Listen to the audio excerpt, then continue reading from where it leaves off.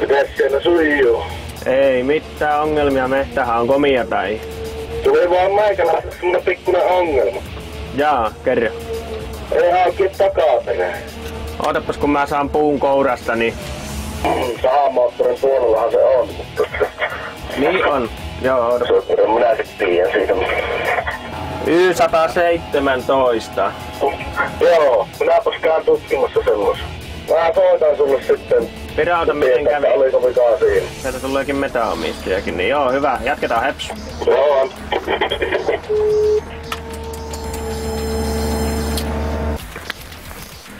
Ruusvirta. Juu, terve. Terve.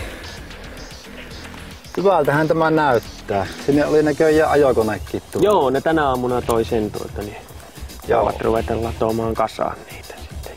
Siellä on tuolla niin yksi säästöpuuryhmä, niin... Se näkyy meillä kartalla niin. Ahaa, joku teillä on huomio. semmoset systeemit. Joo. On tämmöset kartat. Joo, tuolla tarkoitit, että tuolla reunalla. Joo, kyllä. Niin joo. Joo, kun se oli niin se tulee niinku tuohon.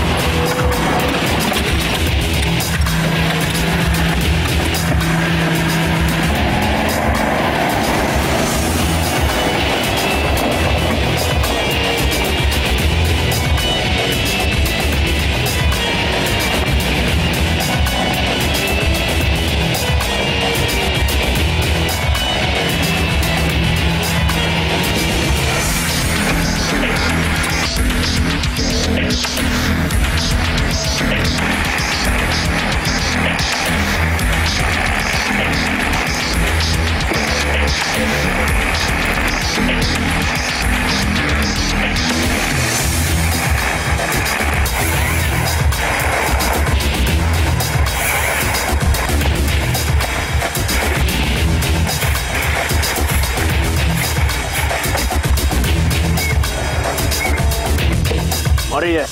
Terve. Rupes pyörähtämään. Tuommoinen metaomistaja kävi tuossa noin, niin Joo. pitää jättää tuonne pikkusen sille omaa mehtää sitten kerankoja. Mihinkä nurkkaaksi? Tuutko kahtomaan ihan niin? Se itse sanoi, että se laittoi nauhojakin siihen, mistä se lähti, niin se on tosiaan ihan olematonta, se on vähän sellainen soistunut kohta. Niin justiin, joo. No se on hyvä, ei tarvitse käsitellä semmoista. Joo, kyllä. Huomenna pitää näkyä olevan, että tunnit on tullut täyteen, niin pitää huomenna vaihtaa öljytuukko pikkusen aikaisin. Kyllä. Mä käyn hakemaan nyt terää ja väriä ja muuta. Nyt tähän hättää. Joo, ja hydraaliöljyäkin saa varmaan yhden purkin ottaa. Joo, laita sillä lailla, että se on kuuet lämmin. Joo, selvä. Heps. Häp.